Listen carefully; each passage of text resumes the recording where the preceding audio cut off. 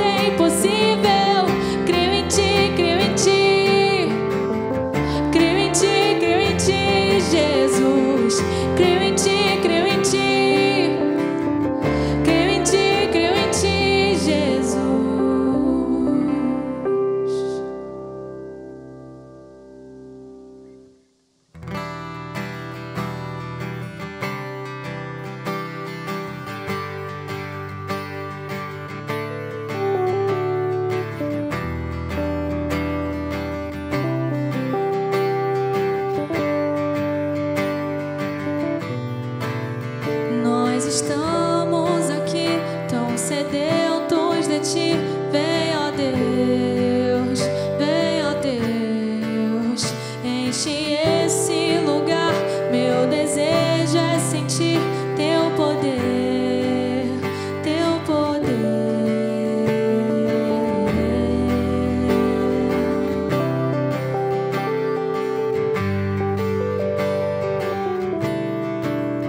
Nós estamos aqui tão sedentos de Ti. Vem, ó Deus, vem, ó Deus, enche esse lugar. Meu desejo é sentir Teu poder, Teu poder. Então vem me incendiar. Meu coração é o Teu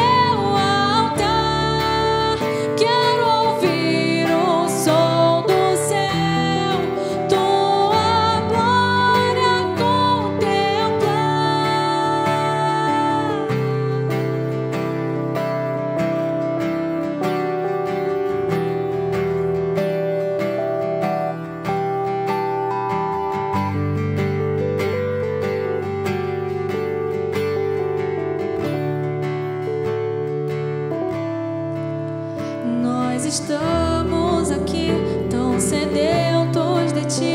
Vem, ó Deus, enche esse lugar. Meu desejo é sentir teu poder, teu poder. Então vem me incendiar. Meu coração é o teu altar. Quero ouvir o som do céu, tua glória contemplar. Então vem me incendiar. Meu coração é o teu altar. Quero ouvir o som do céu, tua glória contemplar.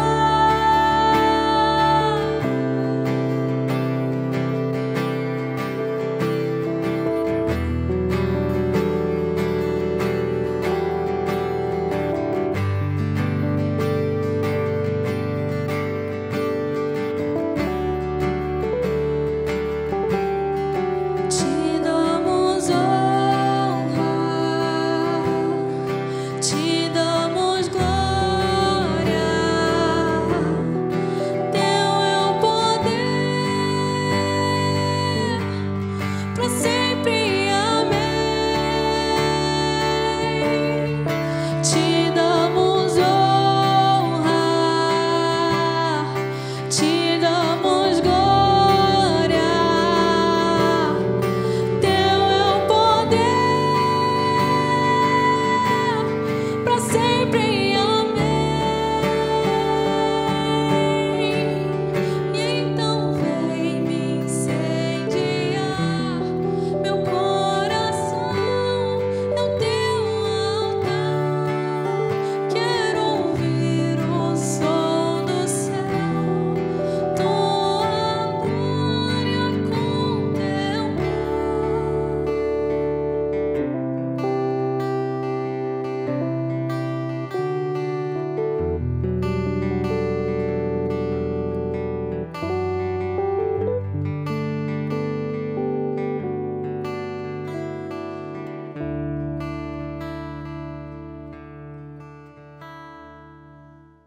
E aí, galera, bem-vindos a mais um culto da UAI. Que louvor irado que a gente ouviu. Espero que tenha abençoado, que você tenha aberto seu coração para essa mensagem que vai vir do nosso queridíssimo Luan Lemos, o nosso xodó, o nosso mascote aqui da UAI.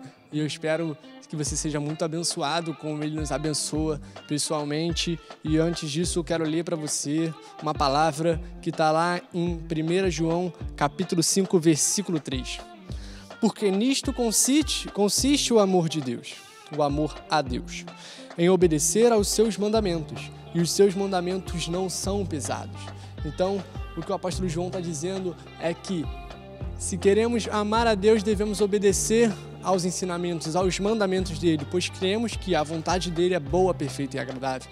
E isso não é pesado, isso não é pesado. Por mais que a gente se entristeça, isso não é pesado, porque, como diz o apóstolo Paulo, os sofrimentos que passamos aqui não podem ser comparados com as glórias que nos serão reveladas ainda. Então, se você está passando por esse momento difícil, pode compartilhar com a gente está aqui aberto para você. E confia no Senhor, que o que virá depois vai ser muito melhor, muito maior do que o sofrimento que a gente está passando. Então, eu quero orar aqui pelo Luanzinho. Ih, tô falando tudo errado, hein? Quero que você feche seus olhos, vamos lá. Senhor Deus, muito obrigado, Pai, pela vida do Luan. Muito obrigado, Deus, pelo teu servo, pelo teu filho que está aqui, Pai, abrindo o coração para receber a tua palavra, Pai, que está aqui, Deus, para compartilhar aquilo que já foi algo que transformou a vida dele, Deus, que a gente possa aprender e abençoar, que a gente possa olhar para essas pessoas e aprender com elas, Pai, e que o Teu Espírito Santo nos convença, Pai, e que o Teu Espírito Santo nos conduza nos Teus caminhos, Deus, a obedecer os Teus mandamentos, Pai, e quando estiver pesado, Pai, que nós nos repousemos no Senhor, Deus. Em nome de Jesus nós choramos te agradecendo, amém. Fica com ele, Lemos Salgado. Boa noite, galera. Como vocês estão? É com muita alegria que eu estou aqui diante de vocês mais uma vez e estou muito feliz de poder, de alguma forma, estar junto com vocês nessa noite, cultuando o nosso Deus. Quero agradecer a você que tem vindo, não por eu estar falando, mas por estar acompanhando mais um culto, que nós prestemos esse culto, como o Clodaí sempre fala, e eu vou falar antes de cada mensagem, porque é sempre bom a gente reforçar isso. Então, manda esse culto para alguém, manda o link do vídeo, comenta com alguém que você queira, que você acha que vai ser importante estar conosco, e vamos que vamos juntos para mais um culto. Quero começar pedindo desculpa se a minha voz não estiver muito perfeita. Eu não sei quando você está assistindo esse culto, mas no dia que eu estou gravando esse culto aqui, um dia atrás, foi o primeiro título do Mengão esse ano, campeão da Supercopa, um jogo que liberou um pouquinho mais de adrenalina no nosso organismo que a gente esperava, então talvez minha voz esteja um pouquinho rouca, mas é com muita alegria que eu estou aqui com vocês mais uma vez. Antes da gente começar, eu vou querer orar, mas eu quero te explicar por que eu vou falar sobre esse tema. Eu gosto, sempre que é possível, antes de começar a falar o tema, explicar como que eu cheguei a esse tema, como que eu escolhi esse tema para trazer essa mensagem para você e também para mim. Eu estava na casa de um amigo meu, era um sábado à noite, e eu decidi fazer essa mensagem. E eu tinha algumas opções de textos que tinham mexido comigo, falado comigo, que eu estava pensando em escolher. E eu tenho lido o Antigo Testamento, né? O Novo Testamento já estou mais acostumado, já li mais vezes, e decidi esse ano estudar mais o Antigo Testamento, porque tenho percebido como ele é lindo e como ele aponta para Jesus igualmente. E provavelmente eu estava escolhendo uma das leituras de Gênesis e Êxodo que eu tinha feito recentemente. E aí eu fui para o meu quarto, para o quarto do meu amigo no caso, e fui escrever essa mensagem. E quando eu estava indo escrever essa mensagem, eu estava querendo saber o que Deus queria que eu falasse. E eu estava em dúvida entre alguns textos de Gênesis e outros de Êxodo, 2 livros sensacionais. E aí, quando eu estava escolhendo, a família desse meu amigo, é uma família cristã, estava ouvindo uma exposição de um pregador na televisão. E estava ligado, só que estava tão alto que estava dando para ouvir lá do quarto. E aquele pregador estava falando sobre a carta de Paulo aos Filipenses. E eu no quarto, né, falando, não, eu gosto, mas não vou prestar atenção agora, que agora eu preciso escrever a minha mensagem, que é Gênesis ou Êxodo. Deus, qual é? Você quer Gênesis ou você quer Êxodo? E cada vez mais aquela mensagem sobre Filipenses ficava mais alto. Logo na hora que eu fui orar para Deus para ele escolher a mensagem. Então eu entendi que a mensagem de hoje vai ser centrada num trecho de Filipenses, que é meu livro preferido da Bíblia. E é uma carta muito linda e eu entendi naquele momento que era para eu falar sobre Filipenses.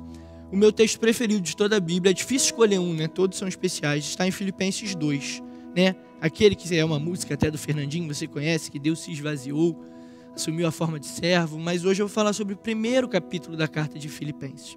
Então agora eu quero orar com você para que Deus nos abençoe e fale conosco. Pai querido, Pai amado, muito obrigado porque o Senhor não nos abandona, o Senhor cuida de nós. Muito obrigado por estar junto a nós, Pai, em amor, Pai.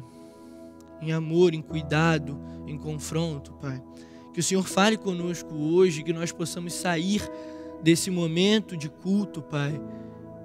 Desse momento, dessa celebração, desse momento que nós estamos nas nossas casas devido ao atual momento onde é necessário nos cuidarmos. E das nossas casas nós tiramos um tempo de qualidade com o Senhor. Que nós saiamos desse tempo diferente de como entramos. Que nós saiamos renovados na Tua presença, Pai. E a Tua palavra nunca volta vazia. Então que ela fale conosco hoje. Cuida de cada um de nós e nos abençoe. E que nós possamos entregar a nossa vida ao Senhor em agradecimento por tudo que o Senhor fez e principalmente pelo que o Senhor é. Em nome do Teu Filho amado Jesus Cristo. Amém. Eu vou começar lendo esse texto. Eu peço que você abra sua Bíblia na carta de Paulo aos Filipenses, capítulo 1, a partir do versículo 3. Eu estou lendo na versão Nova Almeida Atualizada, mas você pode escolher uma versão que você tem aí, seja ela NVI, seja ela NVT, enfim, a versão que você tiver aí. Filipenses 1, versículo 3 diz: Dou graças ao meu Deus por tudo o que lembro de vocês, fazendo sempre com alegria súplicas por todos vocês, em todas as minhas orações. Dou graças pela maneira como vocês têm participado na proclamação do Evangelho, desde o primeiro dia até agora. Estou certo de que aquele que começou boa obra em vocês há de completá-la até o dia de Cristo Jesus. Aliás, é justo que eu assim pense de todos vocês, porque os trago no coração, seja nas minhas algemas, seja na defesa e confirmação do Evangelho, pois todos vocês são participantes da graça comigo. Pois Deus é testemunha da saudade que tenho de todos vocês, no profundo afeto de Cristo Jesus.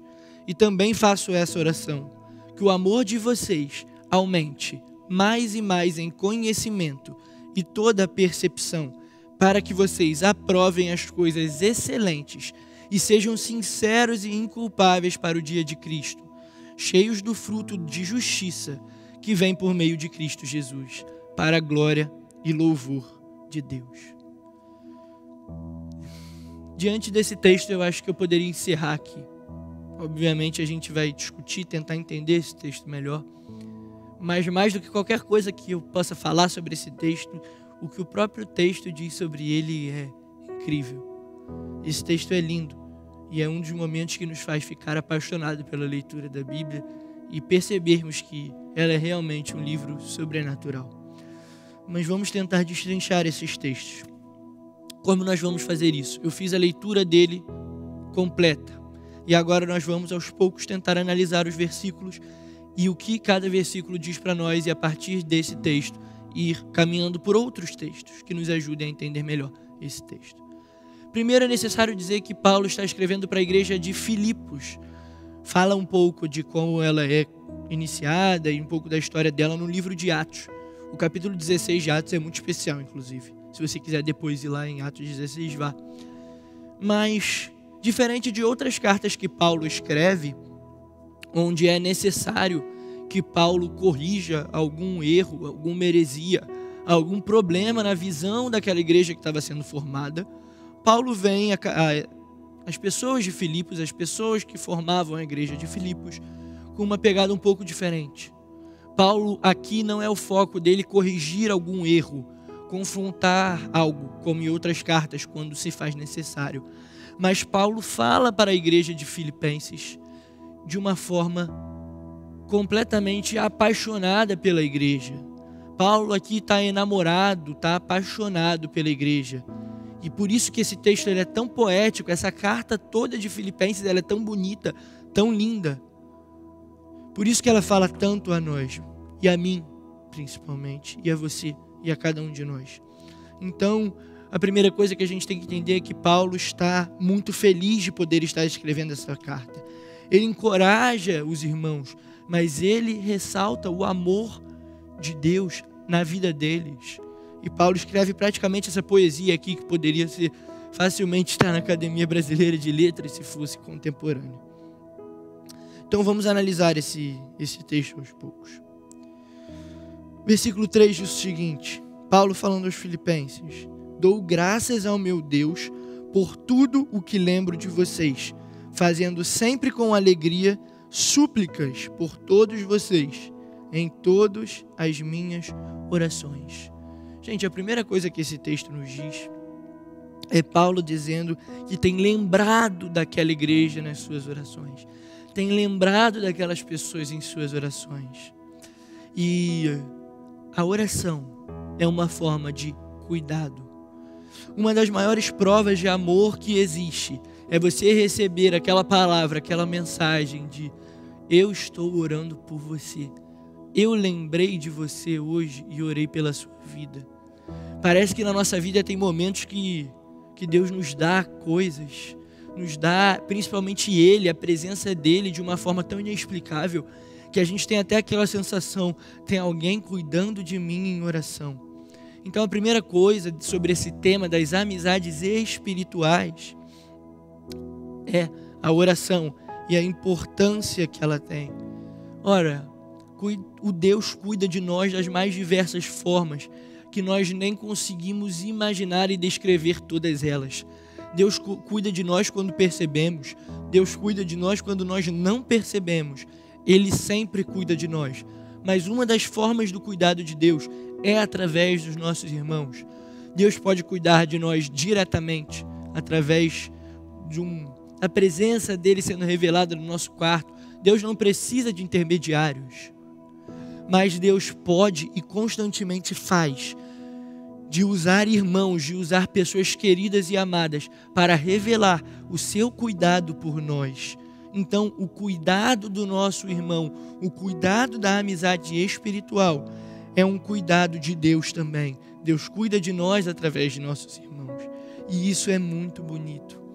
Ainda nesse tema sobre oração, eu compartilho uma experiência minha em momentos que nas minhas orações minha cabeça ia um pouco para longe.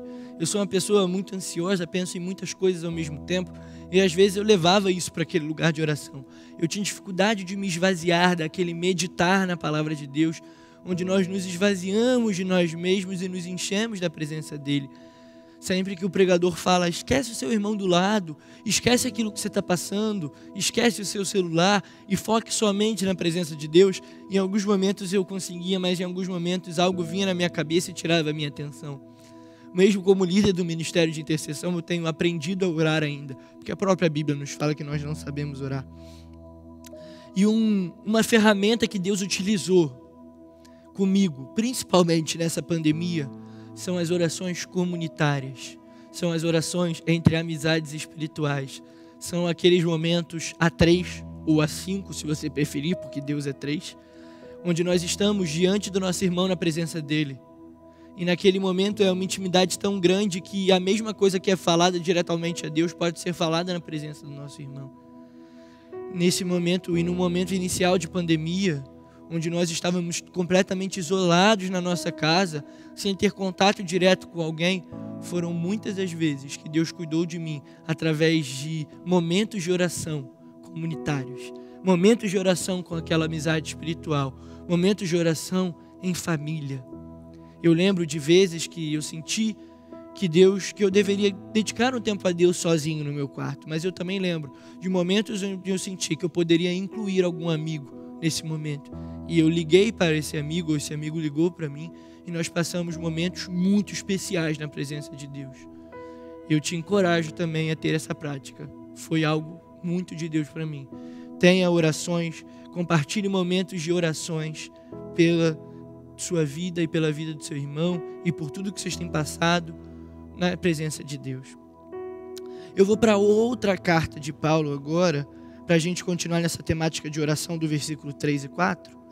Segunda carta de Paulo a Timóteo, capítulo 1, versículos 3 a 5.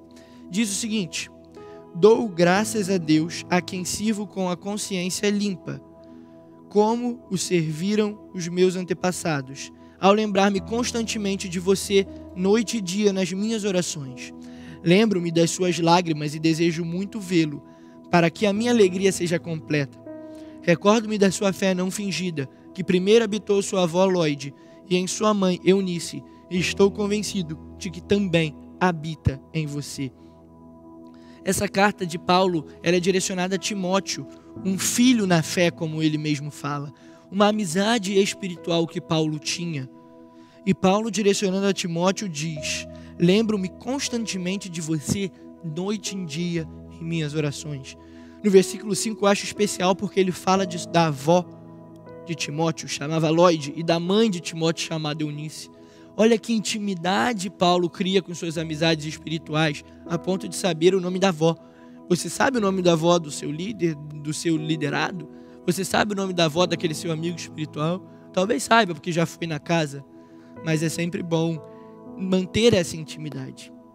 Agora nós continuamos o texto, já que nós primeiro falamos sobre a importância das orações no processo das amizades espirituais. Nós paramos no versículo 4. Nós vamos agora ao versículo 5 e 6, ainda em Filipenses, capítulo 1. Dou graças pela maneira como vocês têm participado na proclamação do Evangelho, desde o primeiro dia até agora.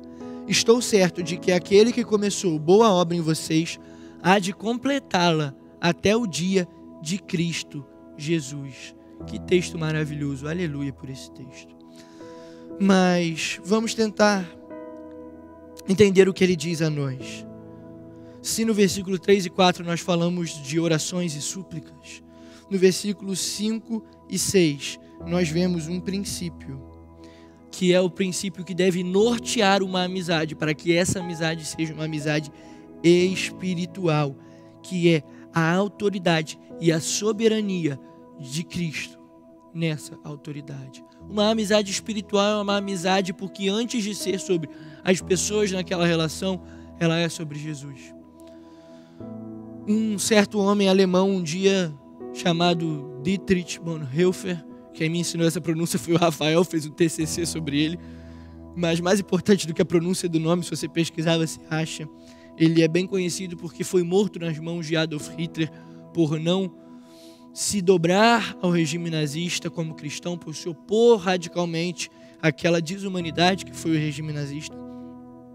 Ele escreveu um livro muito conhecido, enquanto ainda era vivo, obviamente, mas antes de passar por toda a aflição completa, por esse caminho que o levaria à prisão e a consequente martírio, a consequente morte por enforcamento, Bonhoeffer escreve um livro chamado Discipulado. E nesse livro ele desenvolve o conceito de graça barata. Você já deve ter ouvido falar. Aquela graça que não nos leva para perto de Deus, mas que parece ser licença para nós pecarmos. Essa graça que na verdade está nos levando para longe de Deus. Mas esse livro que eu super recomendo para você também traz outros conceitos. E um conceito é muito importante. Todos nós sabemos que Jesus é mediador entre nós e Deus. Embora ele seja Deus encarnado, ele se fez mediador entre nós e Deus. O véu que antes separava, agora não separa. Mas Dietrich vai além. Dietrich fala em seu livro que Jesus não somente deve ser mediador entre nós e Deus, mas deve ser mediador entre nós e qualquer relação humana. Quando perguntavam, por exemplo, para ele, como eu posso me relacionar com a minha esposa?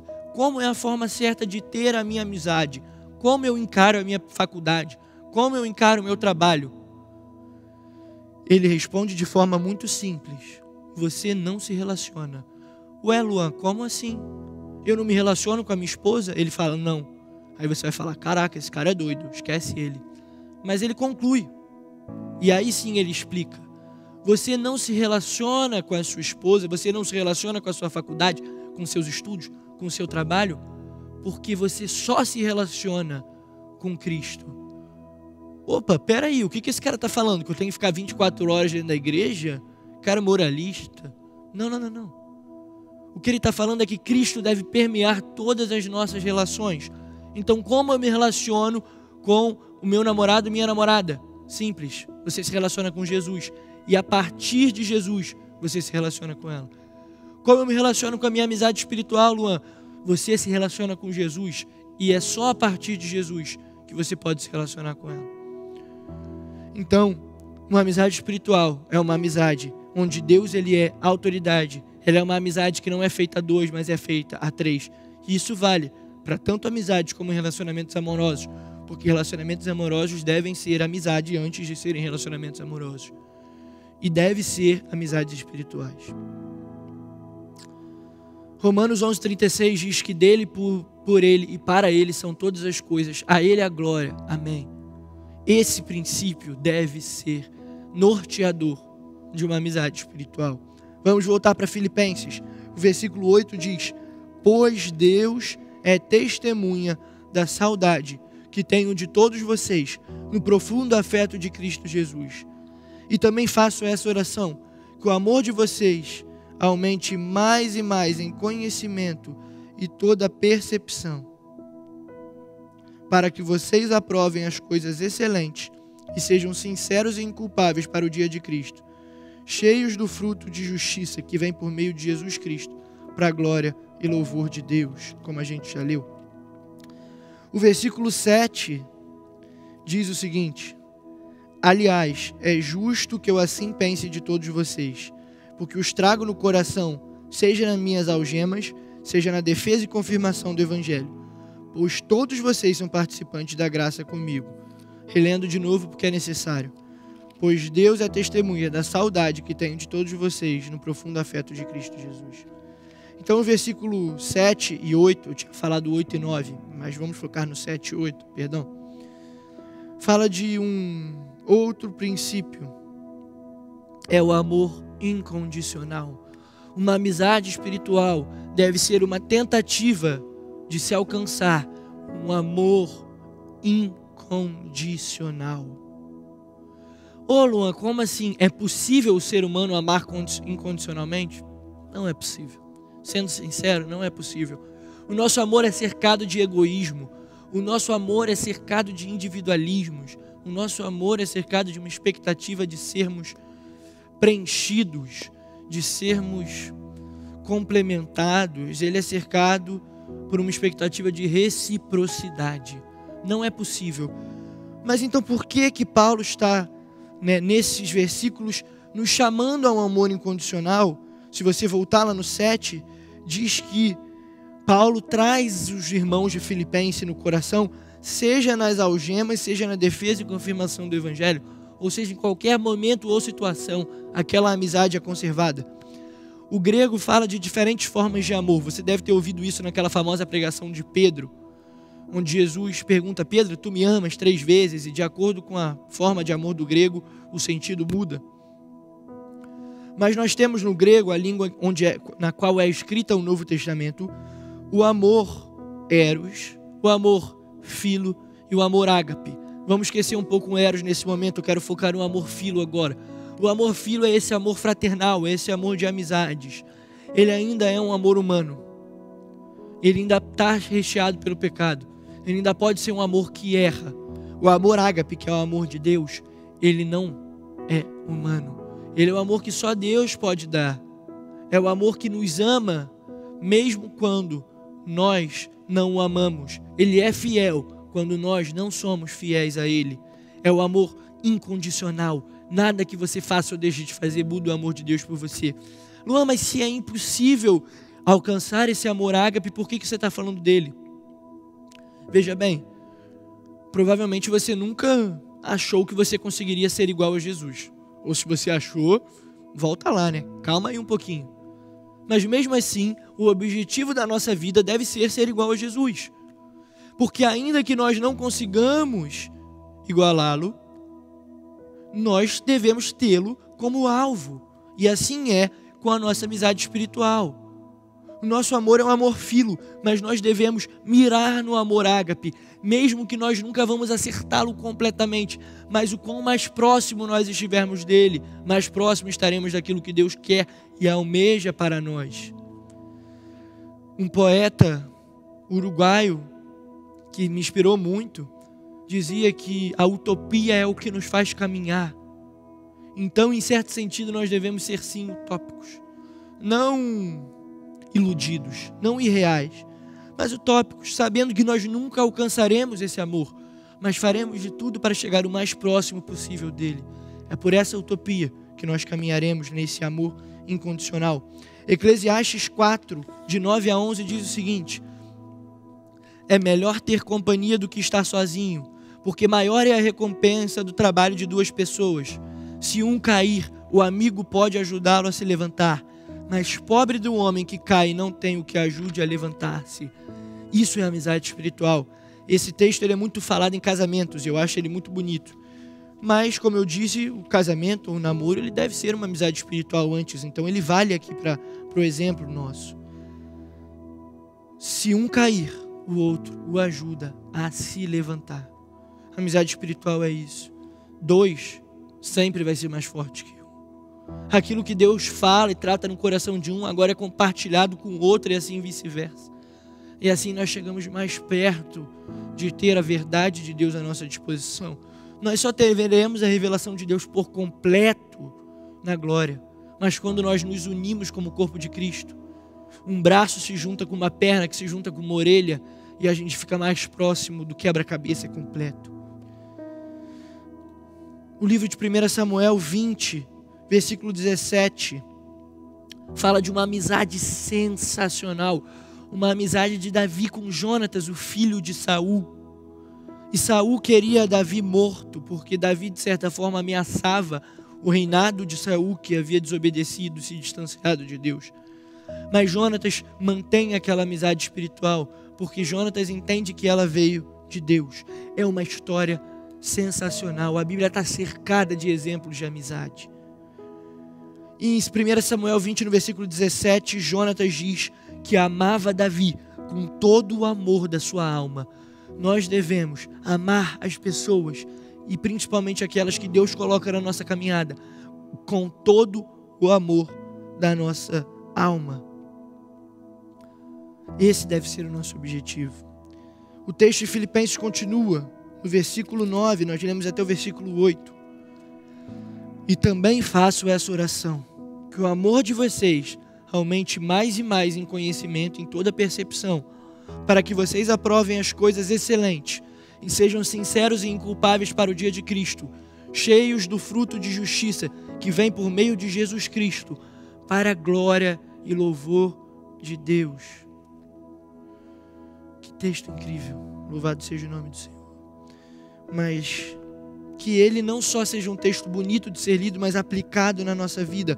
Lucas capítulo 6, versículo 44 diz que nós conhecemos as árvores pelos frutos. Então, como nós reconhecemos se uma amizade é uma amizade espiritual? Pelos frutos. Paulo fala de conhecimento e percepção.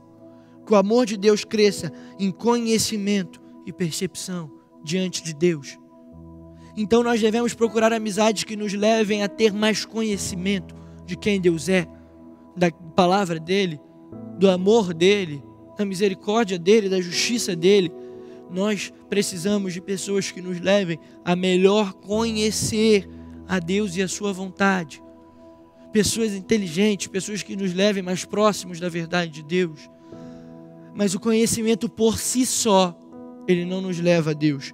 O conhecimento por si só pode até nos levar mais longe de Deus, se em algum momento nos levar a alguma soberba.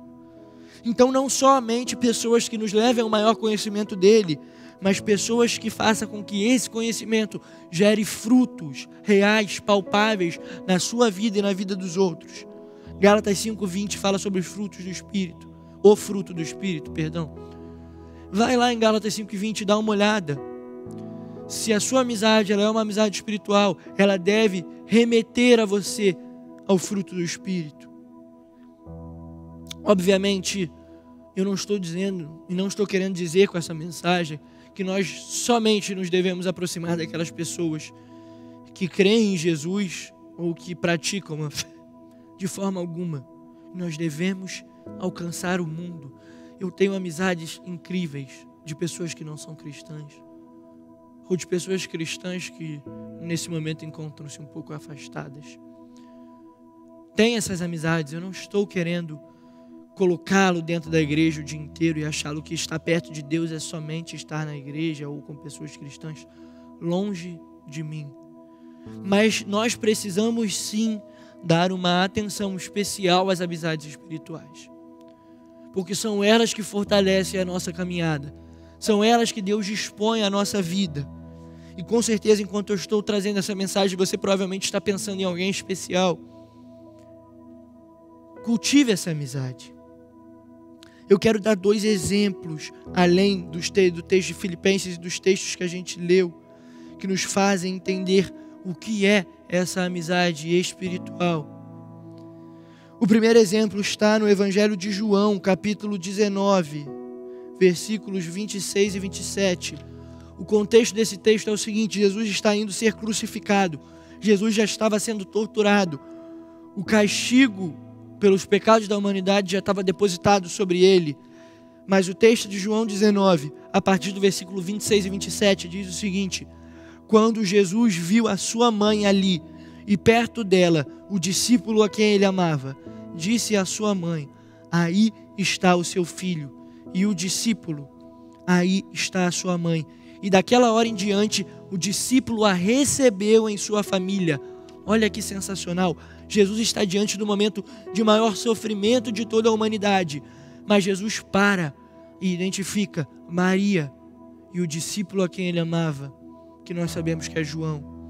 E naquele momento de agonia, de dor, naquele momento que nós não temos nem dimensão do que foi, Jesus para e percebe sua mãe e João, seu discípulo.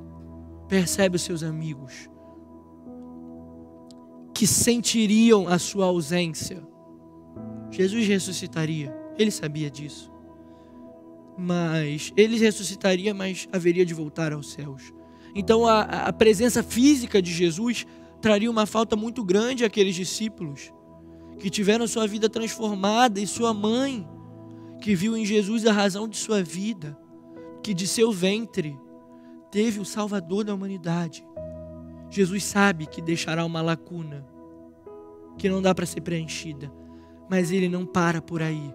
Ele olha e avisa: Maria, está vendo João aqui? Ele a partir de agora é seu filho. João, está vendo Maria? Ela é sua mãe. Jesus não nos deixa desamparados. Jesus não nos deixou desamparados. Não deixou Maria e João desamparados no momento de maior agonia de sua vida. Por que você acha que Jesus te desamparou? Entenda e receba que Deus fala através da Bíblia, Deus fala através da natureza, mas Deus usa as nossas amizades espirituais para demonstrar, como foi dito antes, o seu cuidado, o seu amor. Receba as suas amizades espirituais como cuidado de Deus.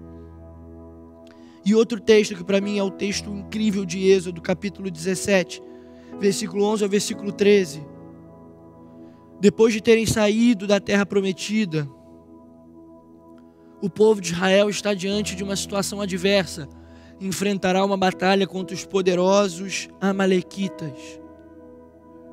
E nesse momento, o povo de Israel está nessa situação. Se ponha no lúdico, uma batalha difícil. Imagine um episódio de Vikings, de Game of Thrones, ou sei lá, de Last Kingdom, a série que você gostar, medieval, ou algum filme de guerra. Obviamente a época era muito anterior à época que é retratada algumas dessas produções. Mas se imagine nessa situação. E o texto de Êxodo diz o seguinte: Josué foi então lutar contra os amalequitas conforme Moisés tinha ordenado. Moisés, Arão e Hur, porém, subiram ao alto da colina. Enquanto Moisés mantinha as mãos erguidas, os israelitas venciam. Porém, quando as abaixava, os amalequitas venciam. Quando as mãos de Moisés já estavam cansadas, eles pegaram uma pedra e a colocaram debaixo dele, para que nela se assentasse. Arão e Hur mantiveram erguidas as mãos de Moisés, um de cada lado, de modo que as mãos permaneceram firmes até o pôr do sol. E Josué derrotou o exército amalequita. Preste atenção na situação que o texto nos revela. O povo de Israel lutava contra o exército amalequita.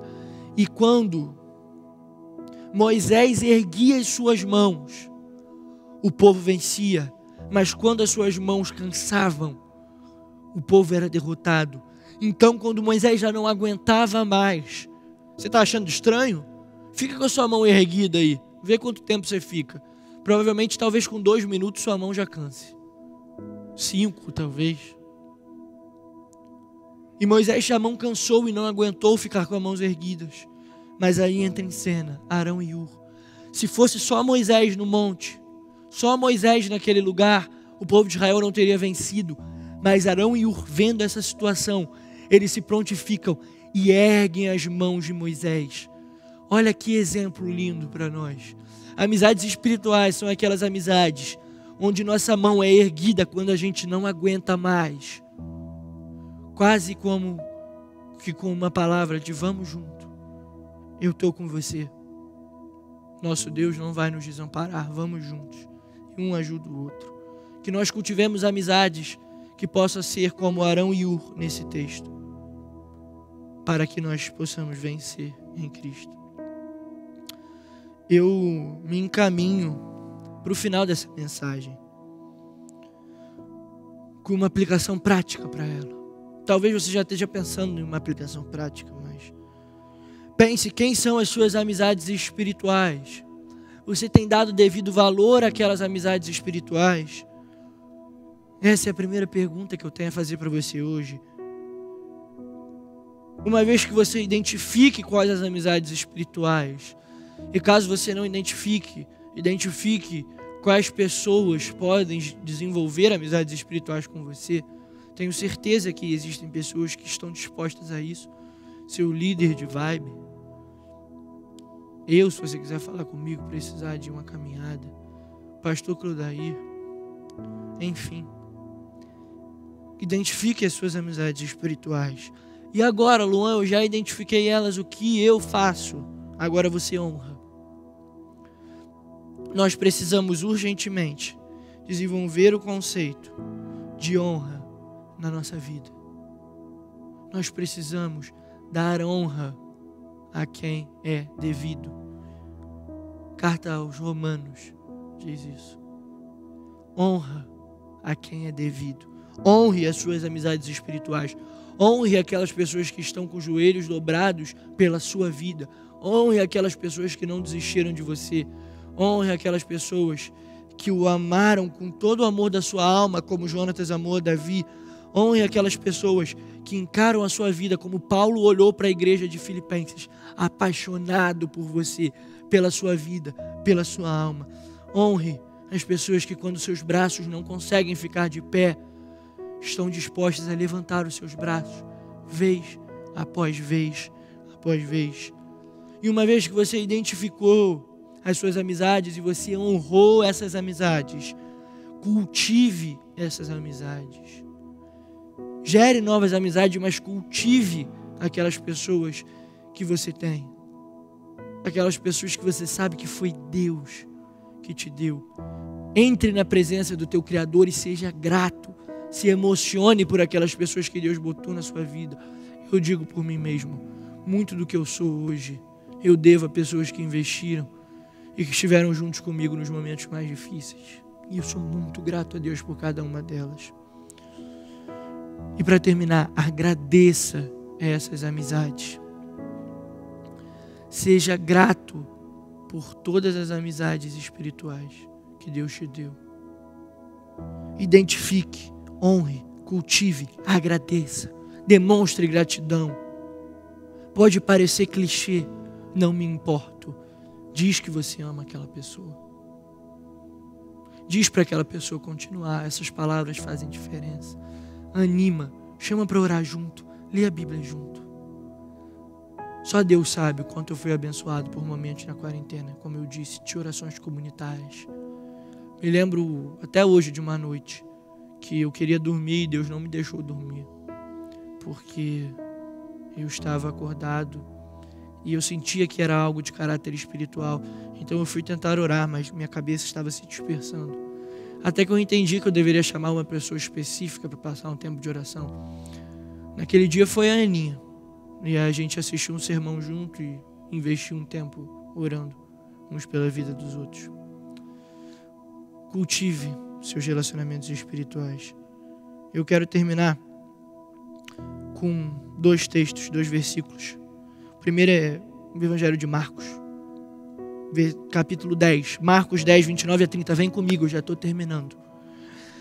Respondeu Jesus: digo a verdade, ninguém que tenha deixado casa, irmãos, irmãs, mãe, pai, filhos ou campos, por causa de mim e do Evangelho, deixará de receber 100 vezes mais, já no tempo presente, casas, irmãos, irmãs, mães, filhos e campos, e com eles perseguição, e na era futura a vida eterna. Olha o que Jesus está falando aqui. Jesus não está escondendo de ninguém, o preço de me seguir é alto. Como diria uma frase que eu não estou me lembrando de onde eu tirei, de quem é o autor, enfim.